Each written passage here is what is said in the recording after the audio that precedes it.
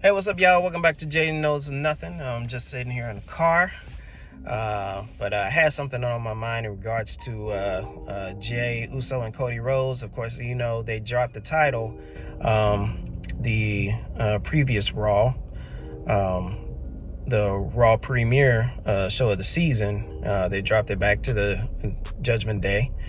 Of course, I feel like Judgment Day pretty much shouldn't have lost it at Fastlane, but I can understand why Judgment Day lost, and basically to plant the seeds even more from what happened on the previous SmackDown, the last SmackDown before, when Jey Uso, Cody Rhodes, when they appeared on SmackDown with the tag team championships, and they were confronted by Roman Reigns and Jimmy Uso. So basically planting the seeds of seeing, Roman and Cody and Jimmy versus Jey. Now, I don't know about you. I feel like Jimmy versus Jey should definitely take place a little bit sooner. I understand that they probably themselves would like this to be a WrestleMania type of level match, but to me, I feel like they should go ahead and do it at Survivor Series. Now, the Cody Rhodes and Roman Reigns, obviously, they say they're saving that for WrestleMania next year. But I'm gonna tell you this, I understand why they took the belts off of, Jey Uso and Cody Rhodes so quickly. It made sense, and especially if you're the Bloodline, it definitely makes more sense.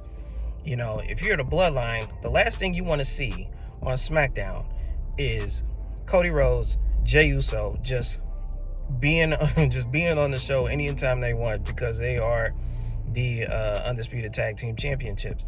So you got to do whatever it takes for them not to be on the show. Hence, that's the reason why Jimmy Uso interfered on that season premiere of Raw and costed Cody Rhodes and Jey Uso that match. It makes sense. We all know Cody Rhodes, his story.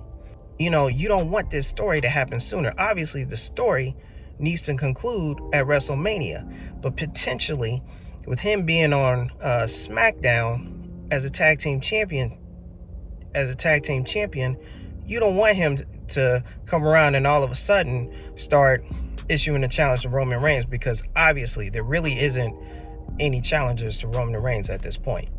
I understand that LA Knight, he's about to face Roman Reigns at Crown Jewel, but we all know LA Knight ain't got no chance. So the only person that really has a chance at dethroning Roman Reigns at this point is Cody Rhodes. So yeah, you got to hold that off. You can't just keep having, Cody Rhodes, basically teasing week after week after week on SmackDown, having him appear on SmackDown week after week and teasing that. And potentially having that to possibly happen sooner. So yeah, keeping them separate, keeping Cody Rhodes on a separate show away from Roman is good for business, it's good for the WWE, and it's good for, especially good for Roman Reigns and the Bloodline. So then they don't have to deal with they don't have to deal with Jey and Cody Rhodes on a weekly basis. So yeah, that's my thoughts on it. What do you think? Put it down in the comments. What do you think? Did it make sense? Hey, I would have loved for Jey and Cody to have an extensive run, possibly up to Survivor Series, to at least have those titles and possibly lose those titles at Survivor Series.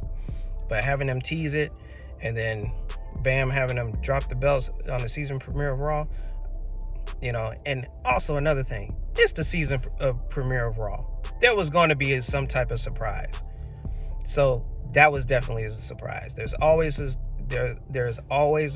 surprise when it comes to a season premiere. So let me know your thoughts. Let me know what y'all think in the comments. Appreciate y'all listening to me. Peace.